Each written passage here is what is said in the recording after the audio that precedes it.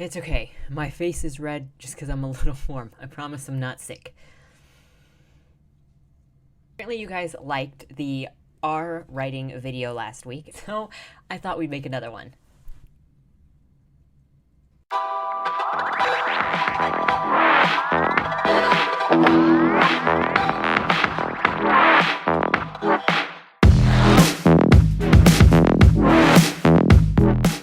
Hello, my name is Ian Kirkpattykake, and today we're going to answer some more R writing questions.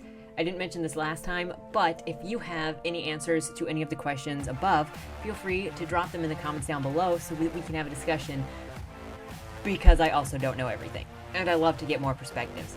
With that said, let's get started. Making character flaws more potent. Hello! I need general guidance on how to make sure that a character's flaws are much more hindering than just seeming to be minor inconvenience.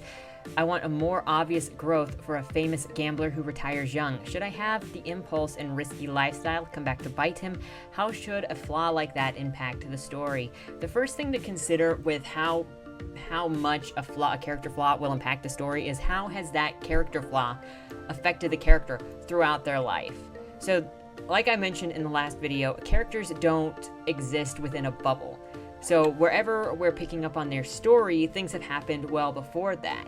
So one of the things that you're going to learn on how to make a character flaw more potent and have more build in the story overall is knowing how his character flaws affected him on scenes that we didn't see. So, does he have an addictive personality? Did he ever do gambling when he didn't have enough money, borrow money from some people that he forgot to pay? Did he get into some dangerous situations trying to get money for the gambling? Did he gamble with some dangerous people? Did he do any illegal gambling at some point? These are all things that can come back to bite him. Did he sell somebody out who he was partners with at some point? These are all, and to what level of desperation did he go as a gambler? And even if we say that this character is a gambler, well, what about that gamble persona are actually his character flaws? Is he a liar? Is he compulsive? Is he unable to connect with people? Is he distant from possible relationships?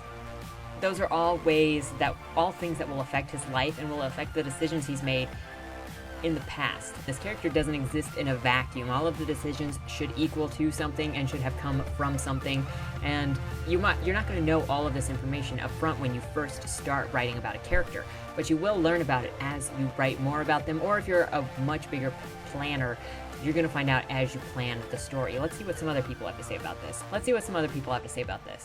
I feel like a famous gambler who retires young is kind of going against the impulse and riskiness inherent in the lifestyle of high-stakes gambling.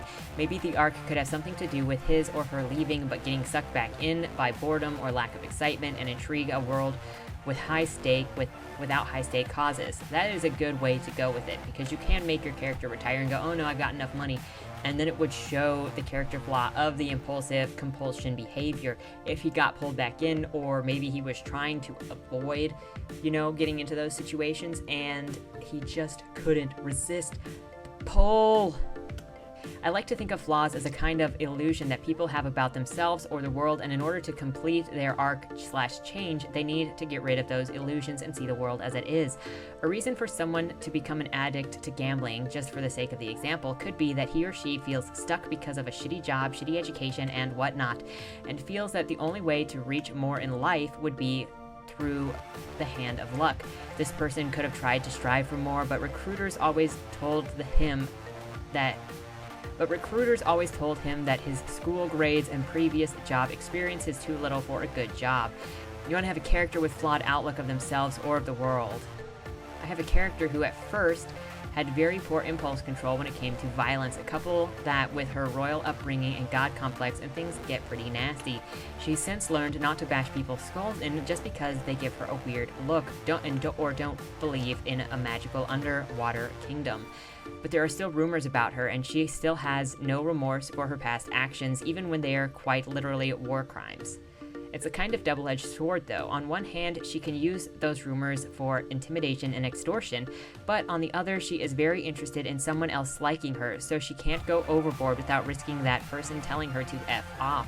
And even when she talks about torturing or murdering people just to send a message, the person she wants to stay close to is put off, and this causes a lot of tension between the two. So again, it's not in a vacuum. It has an effect, and it also threatens the goal of the character. So if you think of the gambling, maybe he wants to live a quiet life and not be in that anymore. But the compulsion, he can't stop it. And that's one of the common things with addictive behaviors, is as much as they want to stop, or as much as they know it's going to hurt them, they can't stop it. So if his major flaw is an addictive behavior, I would recommend going and doing research in forums about addictive behavior. Go and watch some documentaries on addiction, and it can be any kind of addiction, because even if you're drug addicted, sex addicted, this kind of gambling addicted, you're going to see the same kind of compulsions, just for slightly different reasons. And it will fill out that character and also make them more human to the readers. So even their flaws won't make them dislikable. Any ways to effectively read more books or to get better at creative writing? Hi everyone, I enjoy reading books, but I was wondering if I should do anything in addition to reading more. For example, should I take notes on how certain authors use sentence variety and what makes it effective, or how the author finds ways to stop overusing pronouns? So this is basically learning how to read like a writer, and I'm pretty sure there are all sorts of articles about reading like a writer. I'll let you know what I do, and I'd love to hear what you guys do down in the comments. What I do when I'm reading a book is I have a highlighter on me, and I know many people are like, I can't believe a book. I do. I mark books with highlighters, specifically highlighters. And if I like the way that if I like the way a chapter is started, I'll highlight that. If I like a character description, I'll highlight that. If I like a room description, I'll highlight that. If I look for anything, specifically I look for areas that I might be weak in, which can be description, or chapter starting is a really strong one, because you always want to start off your chapter, you want to start off your book really strong. So I pay attention to how people start off their stories and how they grab attention. That's always something that's talked about, because you always want to get the reader or the agent's attention with your first sentence and your first paragraph and your first page. So I always pay close attention to that kind of stuff, and if I like what I see, I highlight it so I can find it easier later. And if I'm stuck when I'm writing, say I'm trying to do an edit on the first chapter of a book and I'm not sure I like my first sentence, I go and pick up some of the books that I really like, some of them that are specifically similar genre, like sci-fi or comedy or whatever, and I read the first paragraph of those books and kind of actually start analyzing what it is they did and how that relates to the narration and the style of the full project or full novel that I've already read. If you scroll down, you've got everybody else talking about, I take notes from every book that I read. Some people underline, some people actually write notes in the margin, some people just highlight, some people write essays on what they liked about a story once they finish a story. Do what works for you and what works for your learning style, but you should definitely be analyzing the writing at least somewhat, or marking down what you think is good or what you like about a book as you go through it, if you really want to have references later when you're stuck. How do I write a villain that's more fulfilling than a cookie cutter, I'm evil because I want to be? So this is going to be, you've heard this already in this video, and you've heard it in the last video. Nobody lives inside of a vacuum. Even the villain has reasons for doing what he's doing. And there's a saying that somebody is famous for that is like, everybody is the villain of somebody else's story. And this also plays back into Meisner, but for writing. So understand what your villain wants, why they want it, and what brought them to want that thing.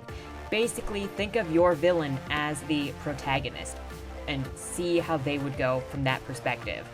And then while you're still writing from your actual protagonist, and then as you're writing from your actual protagonist's perspective, keep in mind that your antagonist is the protagonist from his own perspective.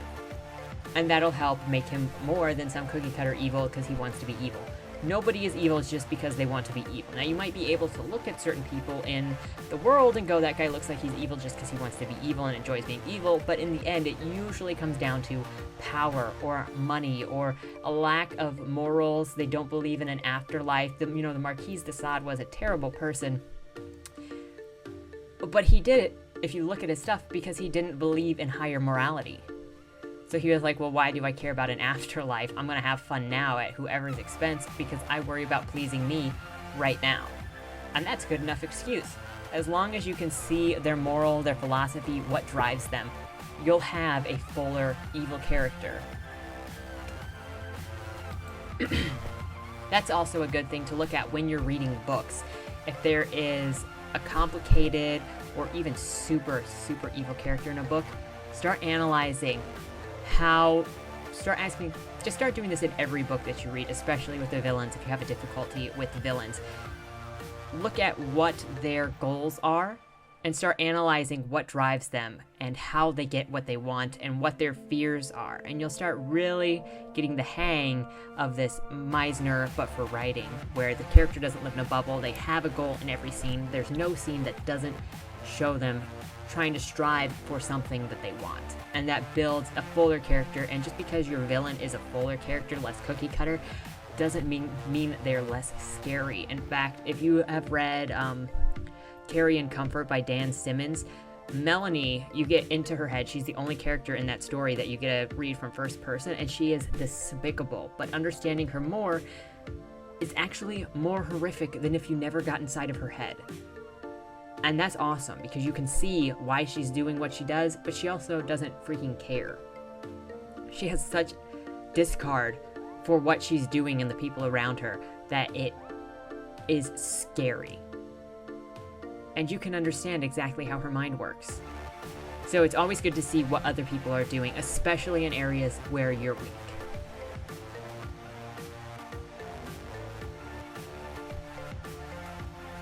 Oh no! I love Italics. Can someone convince me I'm wrong? My beta readers never bring this up ever, but other authors and critique partners do. They say I use Italics too much. You know, one of the funny things that I recently ran into was somebody critiqued a work of mine that said your Italics are telling the readers how to feel about certain words, so never use Italics. And I feel like to some extent Italics are a personal preference, though discarding the italic part of it, usually I say avoid using paragraphs that are, I usually say avoid inserting thought dialogue in there, because a lot of the time when I see thought dialogue mixed into the paragraphs, it is redundant or doesn't add anything to the story. So like imagine Jessica went to the bakery and saw some of the most delicious cupcakes at the store. Oh my gosh, those cupcakes look amazing. She bought some of the cupcakes. Like that's what the paragraph would look like. And the oh my gosh, those cupcakes look amazing would be italicized thoughts in there. It doesn't add anything to the story. It doesn't change the characterization of what was being said. It's just kind of redundant. And I see that so often with thoughts in paragraphs or thought lines in paragraphs. But technically with third person deep, you could do the same thing without ever having to jump into their mind. Jessica went to the bakery. She saw the most delicious cupcakes for sale and she bought some. That's not redundant, and it gives you all the information only once, and it gives you the exact same information. Anyway, getting back into this. I definitely use them more than most novels I read. I write in third person, so I can't help but treat italics almost like dialogue, a direct window to the character. See, she did it. She did exactly what I was saying people do. A moment where I can delve into pure first person voice. So the problem with this, and I just kind of mentioned it, is it's redundant and it's also telling. It's kind of a cheat in order to get whatever thought you want or whatever mood you want directly said, told to your reader, as opposed to observing it or describing it or being in the moment. And that's the second big problem I have. So it's a cheat way to tell your reader something that didn't need to be told. Often it pulls the reader out of the story. So I'm a strong advocate for do not do thoughts in italics in paragraphs. Find some other way to deliver the information. This always creates a weaker story. In my experience, I have not read a story where this does it well. And if you've got some references for me, I'd love to check them out. But I have not read a story that does this well. You might be able to get away with it in kid lit or middle grade, but you cannot get away with it, in my opinion, in anything that is more sophisticated.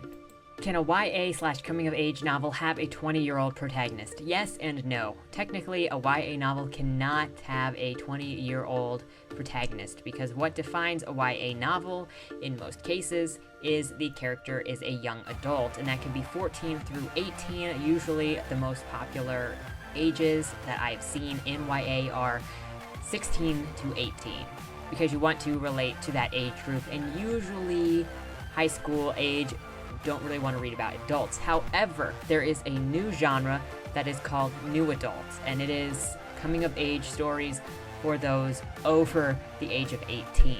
So this would not be a YA, this would be a new adult. And coming of age usually is something about like finding yourself, discovering yourself, not knowing your place, any of those sorts of journeys. And that is a new adult kind of thing, and it fits because it usually goes towards the college level, college age person who are also facing those issues in their lives. How do you really identify your book's genre? I have an upcoming novel based on space setting with ships and all that, but it also has magic and powers and whatnot. So in this regard, it's a setting of sci-fi, but the plot and the characters has more of a fantasy feel. For an amateur writer such as myself, how do you really identify your book's genre? One of the ways that I'm trying to cheat this system right now is that when I have beta readers, one of the questions I ask them when they come back to me is, what genre would you classify this book as? And that's a great way to cheat your way out of having to classify your own book, though you still have to pick from the genres that you're given back and sort of hope that your readers know genres. Another thing down here, there's also a link down here for bestfantasybooks.com/fantasy genre, a short description of the many subgenres under fantasy if you need help pinpointing. So I'll link that in the description below in the case that you are writing a fantasy novel and need help pinpointing. But I am starting to defer more on my beta readers for classifications, and I'm also, cheat mode, for your query letters or for your summaries. I have been relying on my beta readers to give me a 1 paragraph to 2 paragraph summary of what the story is about, so that I can have that to play with my query letters. Because let's face it, when we're writing our own books, we get really, really close to them, and we're not necessarily sure what the most important details of those books are. However, if you hand a book to somebody else to read, they'll be able to summarize it back to you. Think of yourself when you're thinking of your favorite books and you're trying to sell maybe how great this favorite book of yours is to your friend. Think of the summary that you'll give your friends to get them to go pick up the book. You're not going to tell them everything amazing about the book. You're going to tell them what's important about the book. If I told you to go and read Carrion Comfort, I would say there are mind vampires, which has to do with mind control. The main characters include a really charming sheriff, a young woman who does photography, and a Jew who survived the Holocaust. And he's trying to hunt down the Nazi that tortured him while he was in the concentration camps. And it just so happens that that Nazi was a mind vampire who can control people's thoughts. It's such a good book. That would be my short version of it all. Anyways, those are the cheats that I've got. Do you have any cheats for genre finding, for summary, for any of your book production processes? Let me know in the comments down below. If you like this kind of thing, please like, comment, share, subscribe for more, and I will see you next time. Thanks for stopping in. Bye.